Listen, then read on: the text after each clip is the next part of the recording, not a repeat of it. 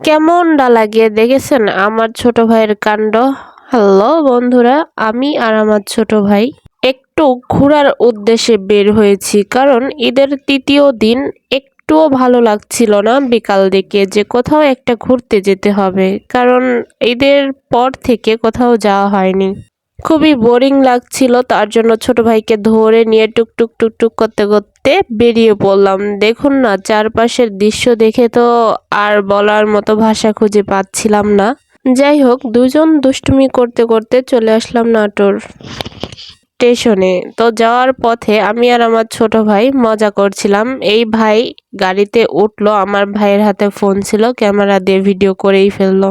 আমি আসলে তখন খেয়াল করিনি, কিন্তু আমার ছোট ভাই ওইটা শুট করে নিছে, যদিও এটা করা ঠিক হয়নি। পরবর্তীতে আমি ওই ভাইয়াকে বললাম, ভাইয়া আপনার ভিডিও শুট করেছে, এটা ছাড়লে কি কোনো সমস্যা হবে নাকি? উনি বলল যে না, সমস্যা নেই।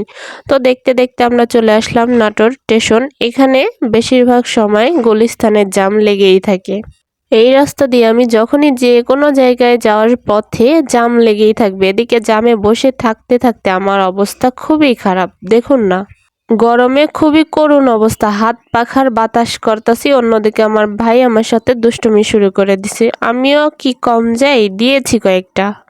সেগুলো আপনাদের সাথে না দেখাই, অল্প কিছু দেখাই, না হলে বলবেন আমার হাত আবার বেশি চলে।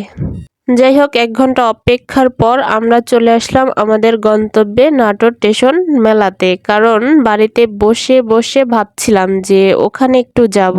অনেকেই দেখি নানান জায়গায় মেলাতে ঘুরতে যাচ্ছে, তো কোথায় যাব ভেবে পাচ্ছিলাম না। তো ভাইকে নিয়ে বললাম এটা একটু কাছে আছে, এখানেই যাই।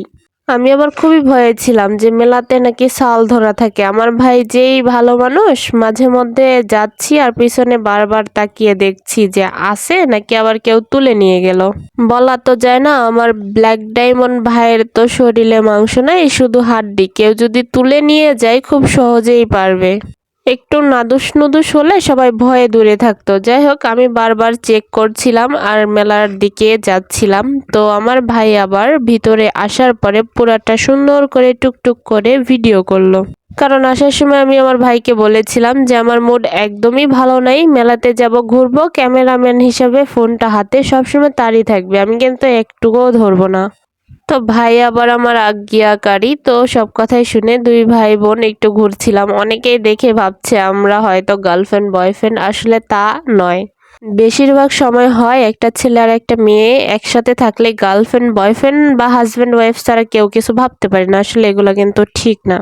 যাই হোক, কে কি ভাবলো না ভাবলো ওগুলাতে আমার কোনো কিছু নাই, আমি আমার মতো ঘুরছি। এখানে দেখুন একটা খেলা হচ্ছে যে বেলুন দূরে রাখা আছে, এটাকে ফাটাতে হবে। ফাটাতে পারলে গিফট আছে, 6টা ফাটালে মগ আর বাটি সেট। তো আমি আর এটার লোভ সামলাতে না পেরে দেখুন না, একেবারে শরীরে যত শক্তি আছে তা দিয়ে বেলুনগুলো ফাটানো শুরু করে দিয়েছি। আমার ভাই দেখেন ক্যামেরাম্যান আমাকে উল্টায় পাল্টায় শেষ করে দিচ্ছে।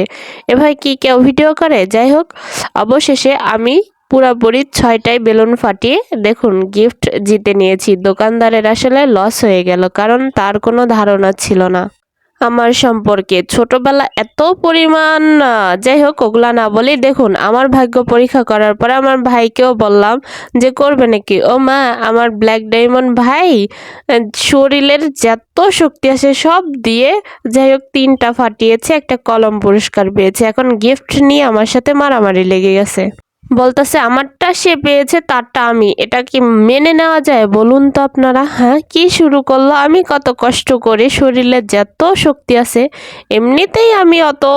যাই হোক, বাকিটা বললাম না। ভাইয়ের মাথায় চুল ছিঁড়ার পরে ভাই খুশির ঠেলায় নাচতেছে, কারণ তাকে বলছে আচ্ছা গিফট তোরই। ও মা, এখন সবার সামনে নাচে, একটুও লজ্জা শরম নাই। যাই হোক, পরবর্তীতে বাকি মেলাটা একটু টুকটাক করে ঘুরে ঘুরে দেখাচ্ছিলাম আর আমার ভাইকে বলছিলাম যে আজকের কুলিগিরি তোকেই করতে হবে। ও মা তাকিয়ে আছে, এখন তাকিয়ে থাকলেও তো লাভ নাই, বলতেছে ক্ষুধা লেগে গেছে। ও মা, এর টুক্কা কুলিগিরি করতেই তার নাকি খিদা লেগে গেছে। যাই হোক, তাকে হালকা পাতলা নাস্তা করিয়ে দুজন টুকটুক করতে বাড়ির পথে হাঁটা শুরু করলাম। তার মাঝে একটু ভিডিও শুট করতেছি আর দেখতেছি চারপাশের দৃশ্যটা রাতে অসাধারণ লাগছে। অবশেষে বাহিরে এসে একটা জাহাজ পেয়ে গেলাম। জাহাজ বললাম কারণ ঈদ উপলক্ষে ১ সপ্তাহ নাগাদ সবার দাম অনেক পরিমাণ বেড়ে যায়।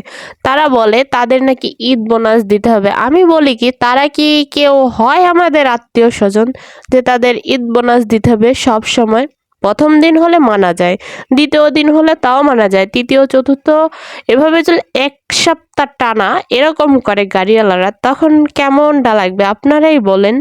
যাই হোক, বছরকার দিন ঘুরতে বের হয়ে গাড়িওয়ালাদের কথাবার্তা শুনে মন মেজাজ তো খারাপ এমনিতেই হয়ে যায়। যাই হোক, আর কিছু না বলি, বকবক করতে করতে নাটোর চলে আসলাম ব্যাক করে বাড়ির দিকে। তো অনেক বকবক করলাম। যদি আমার ভিডিওটা ভালো লাগে অবশ্যই আপনারা লাইক, কমেন্ট, শেয়ার করে দেবেন। আর কোন টাইপের ভিডিও আপনারা দেখতে পছন্দ করেন আমাকে একটু বলবেন, তাহলে আমি সেই ধরনের ভিডিও আপলোড দেওয়ার চেষ্টা করব। তো দেখুন না, বাড়ির দিকে যাচ্ছি আর ভাবছি যে দোকানটা কতই না লসের সম্মুখীন হলো। আমার মতো পাবলিকের সাথে তার আসলে পালা পড়েনি। যাই হোক, ধন্যবাদ সবাইকে।